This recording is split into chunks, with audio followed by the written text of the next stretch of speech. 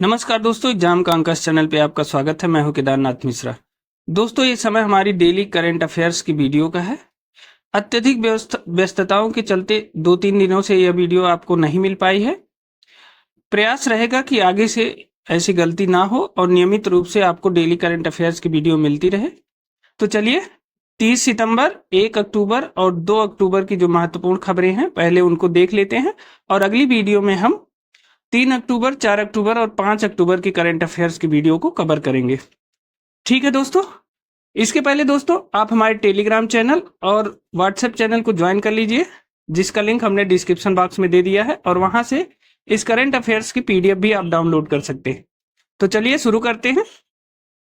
देखिए, पहली खबर है, हाल ही में आए तूफान हेलेन ने किस देश को सर्वाधिक प्रभावित किया है? तो हेलेन तूफान अमेरिका को प्रभावित किया है सबसे ज्यादा। ठीक है ना, यह तूफान अमेरिका में आया है और अमेरिका को सर्वाधिक प्रभावित किया है। तो हेलेन तूफान ने किस देश को सर्वाधिक प्रभावित किया? तो अमेरिका को प्रभावित किया है। अगली महत्वपूर्ण खबर है, रेल दुर्घटनाओं के बाद तेजी से राहत एवं बचाव कार्यों के लिए भारतीय रेलवे ने किस दल का गठन किया है? तो देखिए, अगर कोई गंभीर रेल दुर्घटना होती है तो उसके बाद बचाव और राहत कार्य जो है शुरू किया जाता है। तो ऐसी दुर्घटना के बाद तेजी से राहत बचाव कार्यों के लिए भारतीय रेलवे ने रेल गार्ड स्क्वाड मतलब रेलवे रक्षक दल का गठन किया है। ठीक है, ताकि अधिक से अधिक लोगों की जान माल की हानि को बचाया जा सके। अगला महत्वपूर्ण तथ्य देख लेते हैं, हाल ही में केंद्रीय सड़क एवं परिवहन मंत्री नितिन गडकरी ने किस राज्य में ऑक्सीजन बर्ड पार्क का उद्घाटन किया है? तो कौन सा पार्क है? ऑक्सीजन बर्ड पार्क का उद्घाटन किस राज्य में किया है? तो महाराष्ट्र में। केंद्रीय सड़क एवं परिवहन मंत्री नितिन गडकरी ने महाराष्ट्र राज्य में ऑक्सीजन बर्ड पार्क का उद्घाटन किया है। यह इंपॉर्टेंट है, इसे याद रखिएगा। ठीक है ना। अगला महत्वपूर्ण तथ्य देख लेते हैं। देखिए, राष्ट्रपति द्रौपदी मुर्मू ने कहां पर भारतीय कला महोत्सव कार्यक्रम का हाल ही में शुभारंभ किया है? तो यह किया है सिकंदराबाद में। ठीक है ना, राष्ट्रपति द्रौपदी मुर्मू ने कहां पर भारतीय कला महोत्सव कार्यक्रम का हाल ही में शुभारंभ किया है? तो सिकंदराबाद में किया है। ठीक है ना। अगला महत्वपूर्ण तथ्य देख लेते हैं, बीसीसीआई ने हाल ही में कहां पर राष्ट्रीय क्रिकेट अकादमी का शुभारंभ किया है? तो बीसीसीआई ने राष्ट्रीय क्रिकेट अकादमी का शुभारंभ किया है बेंगलुरु में। ठीक है, बीसीसीआई ने राष्ट्रीय क्रिकेट अकादमी का शुभारंभ कहां किया है? बेंगलुरु में किया है, इसे याद रखिएगा। यह खेल का महत्वपूर्ण प्रश्न है। ठीक है। अगला तथ्य देखते हैं, हाल ही में भारतीय अभिनेत्री अनुष्का सेन को किस देश की सरकार ने सम्मानित किया है? तो अनुष्का सेन को जो है दक्षिण कोरिया की सरकार ने सम्मानित किया है। दोनों देशों के बीच के जो सांस्कृतिक संबंध हैं उसको मजबूत करने के लिए। तो भारतीय अभिनेत्री अनुष्का सेन को किस देश की सरकार ने सम्मानित किया है? तो दक्षिण कोरिया की सरकार ने सम्मानित किया है, इसे भी याद रखिएगा। अगला महत्वपूर्ण तथ्य देख लेते हैं, एंड्रयू होलनेस जो हाल ही में भारत की यात्रा पर रहे किस देश के प्रधानमंत्री हैं? तो एंड्रयू होलनेस, इन्होंने भारत की आधिकारिक यात्रा की है और यह जो है जमैका के प्रधानमंत्री हैं। चूंकि ये यात्रा अभी हाल ही में संपन्न हुई है, इसलिए ये बहुत इंपॉर्टेंट है। खासकर यूपी पीसीएस की प्री परीक्षा के लिए यह इंपॉर्टेंट है कि एंड्रयू होलनेस कहाँ के प्रधानमंत्री हैं? तो जमैका के हैं और इन्होंने हाल ही में भारत की यात्रा की है। ठीक है।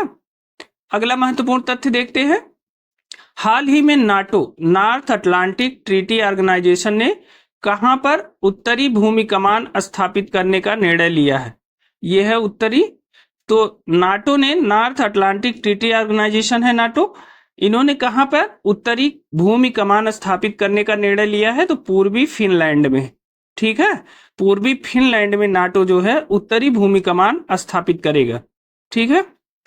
अगला महत्वपूर्ण तथ्य देख लेते हैं, पहले भारतीय स्पिनर क्या है? पहले भारतीय स्पिनर जिन्होंने टेस्ट क्रिकेट इतिहास में 300 विकेट पूरे करने वाले बाएं हाथ के पहले भारतीय स्पिनर बने।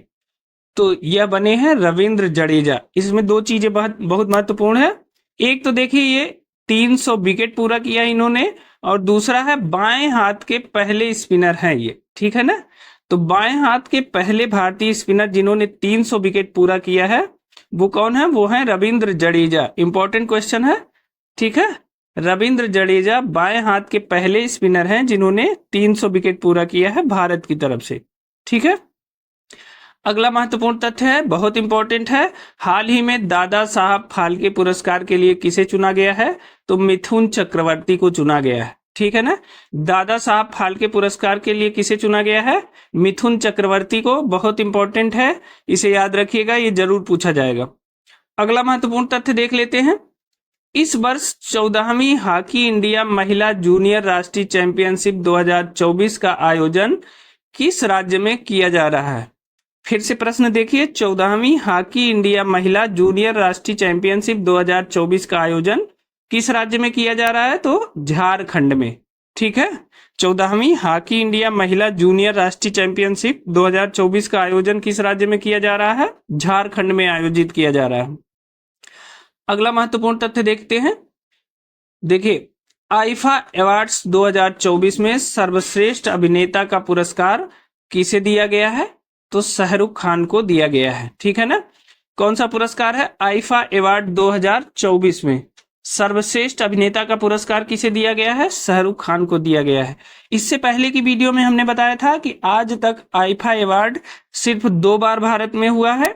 एक बार 2019 में यह मुंबई में हुआ था और इस बार 2024 में जयपुर में यह संपन्न हुआ है। तो देखिए, आईफा अवार्ड 2024 में सर्वश्रेष्ठ अभिनेता का पुरस्कार दिया गया है शाहरुख खान को। तो इन सभी तथ्यों को याद रखिएगा, इंपॉर्टेंट है, ठीक है। चलिए अगला महत्वपूर्ण तथ्य देख लेते हैं। देखिए, भारत और उज्बेकिस्तान के बीच होने वाले सैन्य अभ्यास का 8वां संस्करण किसके बीच? भारत और उज्बेकिस्तान के बीच होने वाले सैन्य अभ्यास का 8वां संस्करण उत्तराखंड के औली में प्रारंभ हुआ है, ठीक है ना। इस सैन्य अभ्यास का क्या नाम है?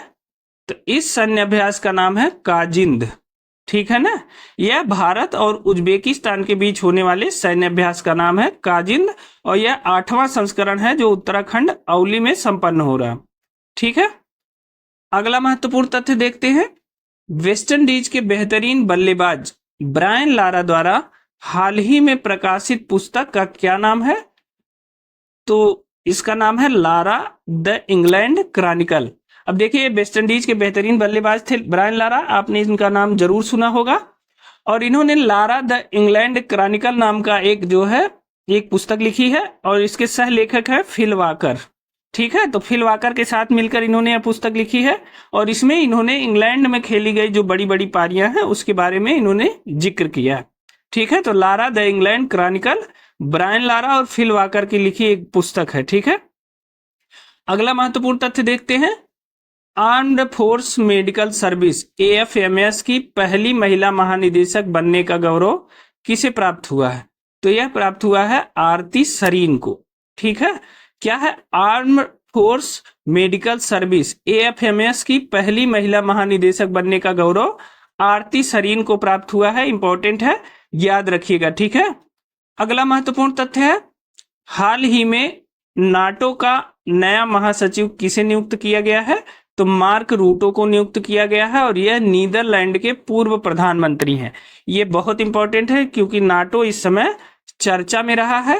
तो नाटो का जो नया महासचिव है वह किसे नियुक्त किया गया है? तो मार्क रूटे को नियुक्त किया गया है और यह नीदरलैंड के पूर्व प्रधानमंत्री हैं। तो यह इंपॉर्टेंट है, याद रखिएगा। नाटो के नए महासचिव मार्क रूटो नियुक्त हुए हैं, ठीक है।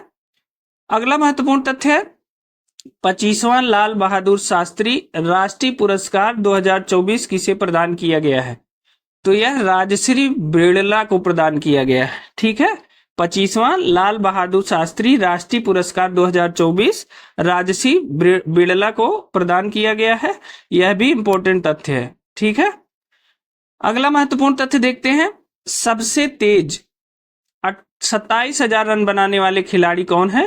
तो वह है विराट कोहली। विराट कोहली ने 594 मैच में 27,000 रन बनाए हैं। तो यह सबसे तेज 27,000 रन बनाने वाले भारतीय खिलाड़ी हैं। सचिन तेंदुलकर इन्होंने जो है 623 मैच में 27,000 रन बनाया था और श्रीलंका के कुमार संगकारा ने 648 मैचों में 27,000 रन बनाया था। तो सबसे तेज 27,000 रन बनाने वाले खिलाड़ी कौन है? वो है विराट कोहली। इन्होंने 594 मैचों में 27,000 रन बनाया है। ठीक है ना। तो दोस्तों ये थे हमारे 30 सितंबर, 1 अक्टूबर और 2 अक्टूबर के महत्वपूर्ण परीक्षा उपयोगी तथ्य। आपको हमारी यह वीडियो कैसी लगी हमें कमेंट करके जरूर बताइएगा। साथ ही अगर आप इन तथ्यों की पीडीएफ चाहते हैं तो आप हमारे टेलीग्राम चैनल से जुड़ जाइए, जहां इन तथ्यों की पीडीएफ उपलब्ध है। व्हाट्सएप चैनल से भी जुड़ सकते हैं, वहां भी इन तथ्यों की पीडीएफ उपलब्ध है। इन दोनों चैनल का लिंक हमने डिस्क्रिप्शन बॉक्स में दे दिया है। मिलते हैं अगली वीडियो में कुछ नए तथ्यों के साथ। और हाँ दोस्तों, अगर आप इस चैनल पर नए हैं तो इस चैनल को सब्सक्राइब जरूर कर लीजिए, साथ ही बेल आइकन भी दबा लीजिए ताकि अगर कोई नई अपडेट हो तो वो सबसे पहले आपको मिले। तो मिलते हैं अगली वीडियो में, तब तक के लिए स्वस्थ रहें, मस्त रहें और मेहनत से पढ़ाई करते रहें। बहुत बहुत धन्यवाद।